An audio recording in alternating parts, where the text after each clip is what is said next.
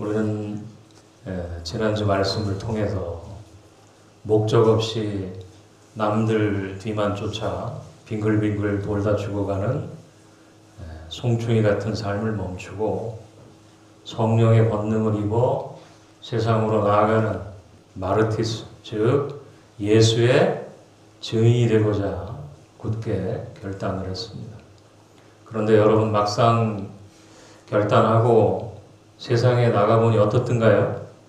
만만치가 않지요. 월요일 아침 출근길부터 전쟁입니다. 세상에 거센 파도가 우리를 덮쳐오고 직장의 치열한 실적 경쟁이 또 우리를 지치게 만들고요. 때로는 믿지 않는 가족들의 냉담한 반응이나 이웃들의 차가운 시선이 우리들의 마음을 아프게 할 때가 있습니다. 예수 믿는 사람이 왜 그래? 그런 말 한마디에 가슴이 철렁 내려앉기도 하고요. 증인으로 살려고 발버둥 칠수록 우리 안에 영적인 에너지가 급속도로 방전되는 느낌이 듭니다. 스마트폰 배터리가 방전되면 어떻게 됩니까? 아무리 비싼 최신형 핸드폰이라도 배터리가 없으면 고철덩어리에 불과합니다. 충전기에 꽂아야 다시 살아나거든요. 우리의 영혼도 마찬가지예요. 세상에서 치열하게 싸우다가 방전된 우리는 어디서 다시 힘을 얻어야 됩니까? 그러니까 독수리가 하늘 높이 비상하려면 두 날개가 튼튼해야 돼요. 한쪽 날개만 가지고는 절대로 날 수가 없습니다. 제 아무리 힘센 독수리라도, 아무리 훈련이 잘된 독수리라도 날개 하나가 꺾이거나 접혀 있으면 땅으로 곤두박질 치거나 제자리에서 빙빙 돌 수밖에 없습니다. 오늘날 많은 그리스도인들이 무기력한 이유가 바로 여기에 있죠. 신앙의 두 날개 중에 하나가 부러져 있거나 접혀 있기 때문입니다. 어떤 분은 주일에 교회 와서 예배 드리는 것, 그러니까 한쪽 날개는 너무 잘합니다. 빠지지도 않고 헌금도 잘해요. 그런데 성도들과의 교제나 소그룹, 즉 이 목장 모임은 부담스러워하면서 피합니다. 예배만 드리면 됐지, 사람 만나는 건 좀 피곤해. 반대로 어떤 분은 사람 만나는 걸 너무 좋아해요. 교회 봉사도 열심히 하고 또 식사도 잘합니다. 그런데 정작 하나님 앞에 단독자로 서는 예배의 깊이가 없어요. 말씀의 뿌리가 없습니다. 여러분, 한쪽 날개로는 절대로 날아오를 수가 없어요. 오늘 우리가 읽은 본문 사도행전 2장은 이 땅에 처음 세워진 교회, 즉 교회의 원형인 예루살렘 교회의 모습을 보여줍니다. 그러니까 이 교회는 폭발적인 부흥과 기적의 역사가 일어나는 곳이에요. 하루에 3,000명이 회개하고 안전맹이가 일어나고 세상이 두려워하는 능력이 있었습니다. 그 비결이 바로 무엇입니까? 바로 두 날개가 완벽하게 균형을 이루고 있었기 때문입니다. 본문 46절 말씀을 주목해서 보겠습니다. 우리 한번 같이 읽을까요? 날마다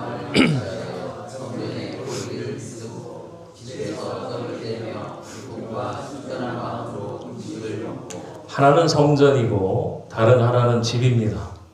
하나는 모이는 예배요, 다른 하나는 흩어지는 목장입니다.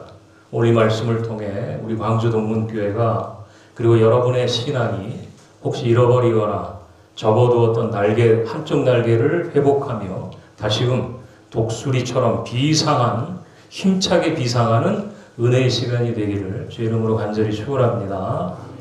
초대교회 성도들의 첫 번째 특징은 성전에 모이기를 힘썼다는 거예요. 그것도 일주일에 한 번, 주일 오전에만 겨우 나온 것이 아니라 성경은 날마다 모였다고 기록을 합니다. 여러분 한번 생각해 보세요. 누가 시켜가지고 억지로 날마다 교회 올 수 있을까요? 교회법으로 매일 안 나오면 벌금 낸다고 정해놓으면 가능할까요? 불가능합니다. 며칠은 할 수 있지만 금방 지쳐 떨어져요. 자발적으로 와야 하죠. 좋아서 와야 됩니다. 오고 싶어서 미치겠어서 와야 되는 거예요. 초대교회 성도들에게는 그런 열정이 있었습니다. 왜요? 그들 안에 성령이 임했기 때문에. 많은 분이 묻습니다. 아니 목사님, 제가 성령 충만한지 아닌지 어떻게 압니까? 뭐 방언을 유창하게 하면 성령 충만일까요? 예언을 하면 충만일까요? 물론 뭐 그것도 은사입니다. 하지만 가장 기본적이고 확실한 증거는 예배에 대한 갈급함이에요. 그러니까 성령은요, 하나님을 사랑하게 하는 영입니다. 그러니까 사랑하면 보고 싶어요. 사랑하면 만나고 싶습니다. 사랑하면 그 집 앞을 서성거리게 됩니다. 연애할 때를 한번 생각해 보십시오. 아침에 보고 헤어졌는데 저녁에 또 보고 싶어가지고 전화 붙들고 밤새우지 않습니까? 몸이 피곤한 줄 몰라요. 그런데 오늘 너무 피곤하니까 우리 다음 주에 만나. 이렇게 핑계대는 연인이 있다면 죄송하지만 사랑이 식어버린 거예요. 지금 여러분의 예배 온도를 점검해 보십시오. 시편 기자는 시편 42편에서 사슴이 시냇물을 찾기에 갈급함같이 내 영혼이 주를 찾기에 갈급하나이다. 이렇게 고백을 했어요. 목마른 사슴이 물냄새를 맡고 미친 듯이 달려가듯이 여러분의 마음에 예배를 향한 목마름이 있느냐는 거죠. 아니면 아침에, 주일 아침에 눈을 떴을 때 오늘 또 교회 가야 되나? 몸도 찌뿌둥한데 그냥 집에서 유튜브로 드릴까? 그런 생각이 먼저 드십니까? 만약 그렇다면 죄송합니다만 영적인 적신호입니다. 사랑이 식은 거예요. 초대교회 성도들은 당시 예수를 믿는다는 이유로 잡히면 감옥에 가고 재산을 빼앗기는 핍박의 위협 속에 있었습니다. 그런데도 모였어요. 목숨을 걸고 모였습니다. 왜냐하면 그곳에 생명의 말씀이 있었기 때문입니다. 42절을 보면요, 그들이 모여서 무엇을 했는지 나와요. 42절 읽을까요? 그들이 서로의 가르침을마다 서로 의지하고 떡을 떼며 오로지 기도와 이를 짓는다. 자, 가장 먼저 나오는 것이 말씀입니다. 베드로와 사도들을 통해 선포되는 예수 그리스도의 십자가와 부활의 복음을 들을 때 그들의 가슴에 불이 붙은 거예요. 여러분, 그냥 모여서 소리를 지른다고 해서 불이 붙어지는 게 아닙니다. 진리의 말씀이 선포될 때 심령이 반응하게 되는 거예요. 장작불의 원리를 아시나요? 우리 캠프파이어를 할 때 아무리 활활 타오르는 장작이라도 하나만 쏙 빼내서 따로 두면 어떻게 돼요? 얼마 못 가서 시커멓게 식어버리고 꺼져버립니다. 반대로 다 꺼져가던 숫덩이 같은 장작도 활활 타오르는 무더기 속에 던져놓으면 어떻게 됩니까? 잠시 후면 다시 불이 붙어서 타오릅니다. 이것이 우리가 성전 공동체 예배에 모여야 되는 이유예요. 혼자서도 성경을 읽을 수 있고 혼자서도 기도할 수 있습니다. 하지만 세상의 찬바람에 식어버린 내 영혼을 다시 뜨겁게 하려면 예배라는 거룩한 불꽃 속에 나를 던져 넣어버려야 돼요. 옆 사람이 눈물로 찬양할 때 나도 울컥해야 되고요. 온 성도가 주여 하고 부르짖을 때 내 안에 꺼졌던 기도의 불씨가 다시 타오르게 되는 겁니다. 이것이 함께 드리는 예배의 능력이에요. 사랑하는 여러분, 예배는 보는 게 아닙니다. 극장에 영화 관람하러 오신 게 아니에요. 팔짱 끼고 오늘 목사님 설교 잘하나 보자, 우리 찬양대 노래 잘하나 보자, 우리 오늘 평가로 온 거 아니에요. 예배는 드리는 겁니다. 내 마음을 드리고 내 시간을 드리고 내 정성을 드리는 거예요.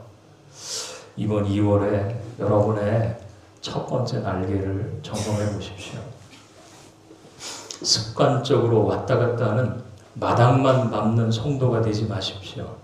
일주일에 한 번 샤워해서는요, 몸의 때를 다 씻을 수 없듯이 매일의 삶 속에서 예배의 자리를 사수를 해야 됩니다. 근데 오늘 내가 이 예배에서 하나님을 만나지 못하면 나는 죽는다. 이런 절박함이 있어야 되는 거예요. 여러분 10분 일찍 와서 기도로 마음의 문을 여시기를 바랍니다. 스마트폰 끄고 세상과의 접속을 잠시 끊으세요. 오직 하나님과 접속하시기를 바랍니다. 우리 광주 동문교회가 날마다 성전에 모여 찬양과 말씀의 축제가 열리는 뜨거운 용광로와 같은 교회가 되기를 주의 이름으로 소망합니다. 많은 한국교회가 첫 번째 날개 예배는 참 튼튼해요. 전 세계 어디 내놔도 뒤지지 않습니다. 그런데 안타깝게도 두 번째 날개가 약해서 날지 못하는 경우가 많아요. 본문 46절 하반절을 다시 보지요. 집에서 떡을 떼며 기쁨과 순전한 마음으로 음식을 먹고. 성전에서의 예배가 수직적인 하나님과의 관계라면 두 번째 날개인 집은 수평적인 성도 간의 관계입니다. 이것이 바로 우리 교회 목장이죠. 다른 감리교에서는 속회라고 하기도 하고 구역, 순, 여러 가지 소그룹의 이름들이 있습니다만, 이 오늘날 현대인들이 겪는 가장 큰 질병이요, 암이나 당뇨가 아니래요. 바로 외로움이라는 거예요. 그러니까 아이러니에게도 수천 명이 모이는 대형 교회 다니는 분들이 더 외롭다 그럽니다. 왜 그럴까요? 군중 속의 고독 때문이죠. 군중 속에 섞여서 예배드리고 목사님 축도 끝나자마자 누구랑 또 눈 마주칠까봐 무서워 도망치듯 빠져나간답니다. 주차장에 차 막힐 때, 차 팰 때 막힐까봐 축도 중간에 나가는 분들도 그렇대 많대요. 그런 분들의 마음속에는 이런 생각이 있겠지요. 나는 하나님하고만 잘 지내면 돼. 사람들은 귀찮아. 또 깊이 알면 상처받아. 그냥 나는 조용히 다닐래. 이렇게 생각하면서 나 홀로 신앙생활하는 분들이 점점 늘어나고 있다는 겁니다. 그러나 여러분, 담임 목사로서 단호하게 말씀을 드립니다. 혼자서는 신앙생활을 지킬 수가 없어요. 아프리카 초원의 동물의 왕국을 보십시오. 사자가 사냥할 때 튼튼한 무리 안에 있는 얼룩말을 공격합니까? 절대로 덤비지 못합니다. 사자는 무리에서 뒤처져 혼자 있는 놈, 나 혼자도 괜찮아 떨어져 나온 놈을 노려요. 영적으로도 똑같습니다. 마귀는 공동체를 떠나 홀로 있는 성도를 가장 맛있는 밥으로 여깁니다. 미국 캘리포니아 북부에 가면 레드우드라는 거대한 나무 숲이 있다고 합니다. 이 나무들의 키가요 무려 100m가 넘는다고 해요. 그러니까 아파트 30층 높이죠. 그러니까 가서 보면 입이 다물어지지 않는 장관이라고 합니다. 그런데 식물학자들이 이 나무를 연구하다가 놀라운 사실을 발견을 합니다. 상식적으로 100m짜리 나무가 거센 태풍을 견디려면 뿌리가 땅속 깊이 수십 미터는 박혀 있어야 될 것 같지 않습니까? 그런데 실제로는요, 이 레드우드의 뿌리가 불과 2, 3m밖에 내려가지 않는다 그럽니다. 깊이 박히지 않아요. 그렇다면 어떻게 이 거대한 나무들이 수백 년 동안 비바람과 태풍을 견디면서 숲을 이룰 수 있었을까요? 비밀은 연결에 있었다는 거예요. 레드우드는 뿌리를 깊게 내리는 대신에 옆으로 넓게 뻗습니다. 그래서 옆에 있는 나무들의 뿌리와 서로 엉키고 설켜서 단단히 붙잡고 있다. 한 그루가 아니라 수백, 수천 그루의 나무가 땅 밑에서 서로의 뿌리를 꽉 붙잡고 거대한 뿌리 공동체를 형성하고 있었던 겁니다. 그래서 태풍이 불어와서 한 나무가 흔들리면요, 옆 나무가 뿌리로 꽉 붙잡아 준다는 거예요. 그 옆 나무는 또 다른 나무를 붙잡아 줘요. 그러니까 서로가 서로의 지지대가 되어 주기에 어떤 폭풍 후에도 쓰러지지 않고 하늘을 찌를 듯이 자랄 듯 있었다는 것입니다.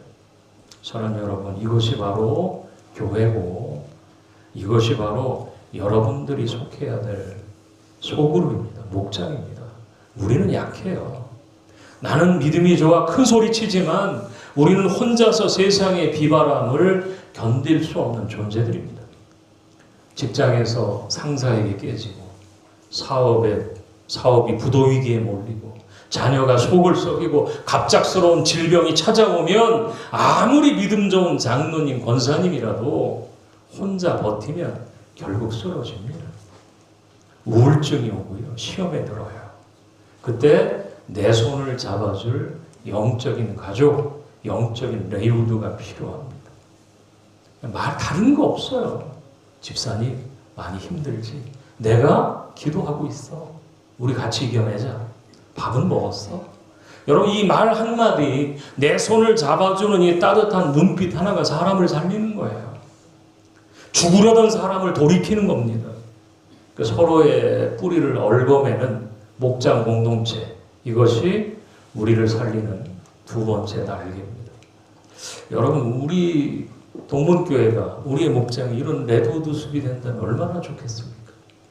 그런데 여기서 우리 솔직한 이야기를 좀 해보죠. 머리로는 알겠는데 막상 다가가려니까 주저됩니다. 어떤 분들이 이렇게 말씀하셔요. 목사님, 좋은 말씀인 건 다 아는데 저도 옛날에 목장 모임 열심히 했거든요. 그런데 사람한테 너무 상처를 많이 받아서 이제는 안 해요. 믿었던 사람한테 발등 찍히니까 다시는 마음 열기가 싫어요. 이해합니다. 충분히 그럴 수 있어요. 독일의 철학자 쇼펜하우어가 이것을 고슴도치의 딜레마라는 아주 유명한 예화로 설명을 했는데요. 상상해 보십시오. 살을 애는 듯 혹독한 겨울밤입니다. 고슴도치들이 서로 얼어 죽지 않기 위해 본능적으로 서로에게 다가가요. 서로의 체온이 간절히 필요했기 때문이죠. 그런데 가까이 다가가 껴안으려는 순간에 어떤 일이 벌어집니까? 내 몸에 있는 날카로운 가시가 옆 친구를 찌르고 친구의 가시가 내 살을 파고들어. 피가 나고 아픕니다. 아야! 그죠? 아야. 아프죠? 비명을 지르고 화들짝 놀라서 뒤로 물러섭니다. 야, 난 다시는 가까이 안 갈 거야. 혼자가 편해. 라고 떨어지죠.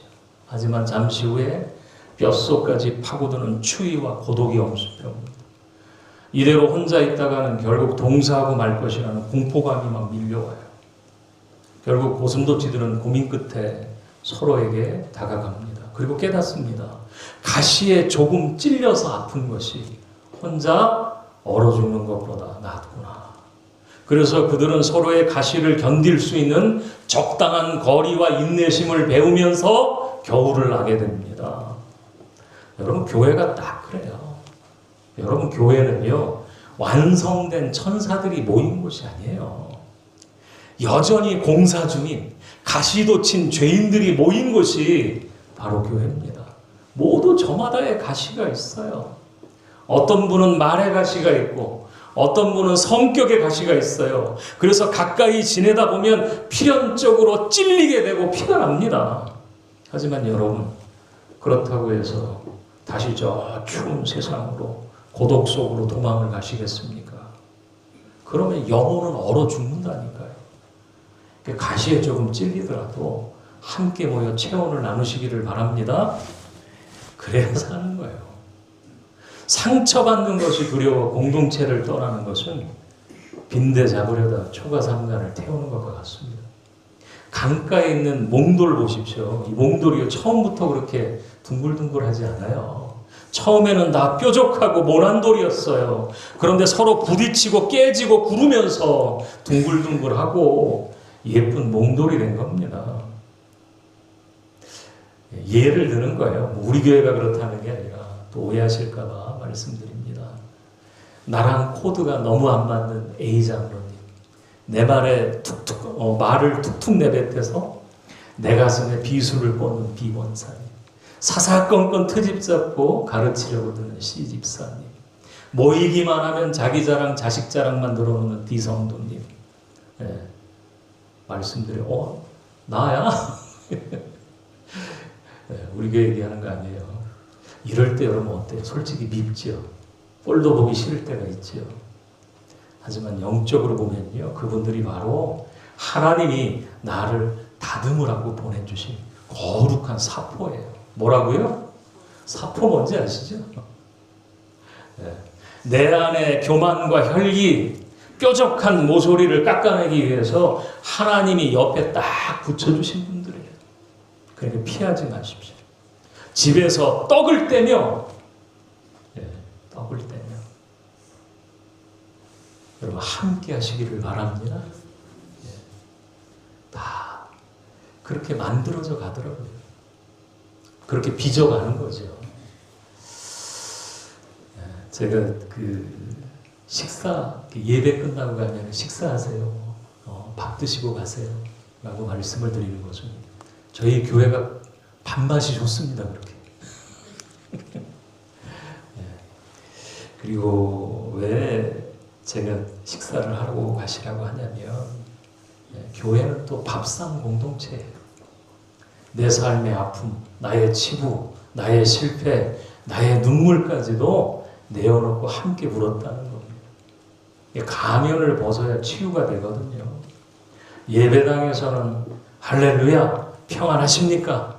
하면서 거룩한 옷을 입지만 우리 목장에서는 그 옷을 벗고 솔직하게 얘기하는 거죠. 내가 사실 너무 힘들어요. 남편 때문에 내가 너무 괴로워요. 내가 우리 애 때문에 나 미치겠어요.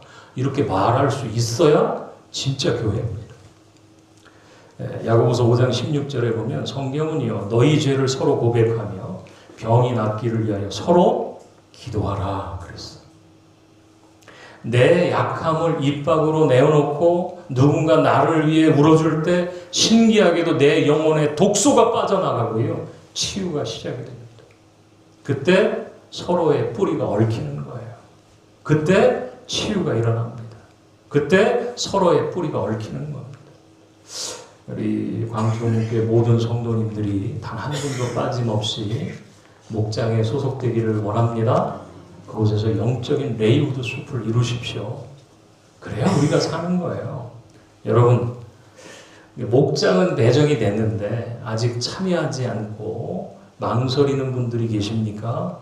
목장에 보면 이름은 있어요. 내가 몇 목장인지 이름은 있는데 모르시는 분들도 계시더라고. 여러분, 목장에 이름만 있다고 가족이 되는 건 아닙니다. 만나서 밥을 같이 먹고 삶을 나눠야 진짜 가족이 되는 거예요. 식구가 되는 거예요. 너무 오래 안 나가서 쑥스럽다 주저하지 마십시오. 우리 목장장님들이 여러분들의 빈자리를 위해서 매주 기도하면서 기다리고 있어요. 다른 것보다 주일 예배 후에 여러분 따뜻한 밥 한 끼 같이 하세요. 그렇게 시작하세요. 밥상에서 오고 가는 따뜻한 말 한마디가 일주일 동안 세상에서 얼어붙었던 여러분의 마음을 봄눈처럼 녹여줄 줄로 믿습니다. 혼자 먹는 건 띵이라 그러대요. 그러나 같이 먹는 밥은 식구가 되는 겁니다. 그 사랑의 식탁, 은혜의 자리에서 우리 함께 만날 수 있기를 바랍니다. 우리의 영혼이 그렇게 교회 와서 예배 드리고 말씀 듣고 상한 심령들이 치유되고요. 또 내려가서 우리 같이 식사하면서 또 회복되고 또 교제도 나누면서 그러면 얼마나 좋겠어요. 자, 여러분 상상해 보십시오. 이렇게 한쪽에서는 성전에서 뜨겁게 예배함으로 첫 번째 날개가 힘차게 펴고 또 다른 한쪽에서는 목장에서 뜨겁게 사랑하고 교제함으로 두 번째 날개를 활짝 펼쳤을 때 과연 그 공동체 안에는 어떤 결과가 나타났습니까? 오늘 본문 47절 말씀을 다 함께 힘차게 봉독해 보겠습니다. 시작. 하나님을 찬미하며 또 온 백성에게 기도하니 주께서 구원받는 사람을 날마다 거하게 하시니라. 자, 놀라운 두 가지 결과가 나타납니다. 첫 번째는 온 백성에게 칭송을 받았습니다. 이게 중요합니다. 그러니까 교회 안에서 우리끼리만 좋은 게 아니에요. 교회밖에 안 믿는 사람들이 예루살렘 교회를 보면서 엄지손가락을 치켜 세웠어요. 야, 저 사람들 봐라. 아니 어떻게 저렇게 서로를 챙겨주냐. 핏줄도 아닌데 가족보다 더 끔찍하게 아끼네. 자기 재산을 팔아서 가난한 사람들을 도와준대. 저들이 믿는 예수가 누구길래 저렇게 행복하게 보여. 여러분, 교회가 매력적이 된 거예요.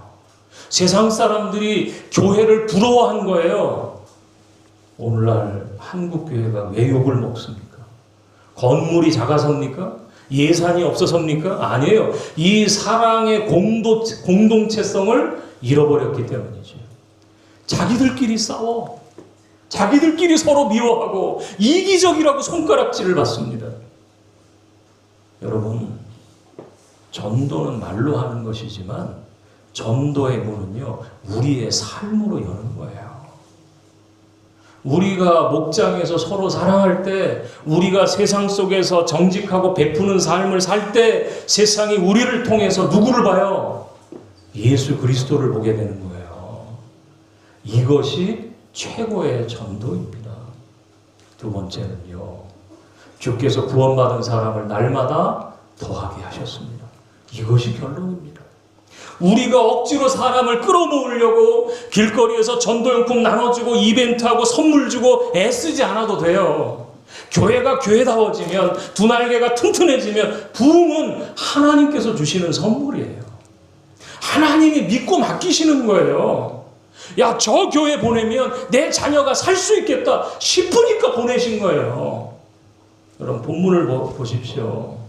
날마다 더하게 하셨어요. 어쩌다 1년에 한 번 총동원 주일에만 꽉 차는 것이 아닙니다. 매일매일 새 생명이 탄생되는 역동적인 교회가 된 거예요. 제가 2026년에는 제가 사도행전을 이렇게 주일에 말씀을 나누기로 했잖아요. 하나님께서요, 저에게 우리 광주 동문교회를 향한 거룩한 꿈을 주시더라고요. 그러면서 주일마다 등록하는 새 가족들이 줄을 잇는 꿈을 저에게 보여주셨고요. 믿으십니까? 죽어가는 영혼들이 이곳에 와서 예배드리고 소생함을 얻고, 깨어졌던 가정들이 목장에서 회복되어 눈물로 간증하는 기적의 현장이 되는 꿈을 저에게 보여주셨단 말이에요. 그런데 이게요, 아무리 제가 이런 걸 꿈으로 보고 이걸 제 그 비전으로 삼는다고 해도요, 이게 목사 혼자로 되는 게 아니에요.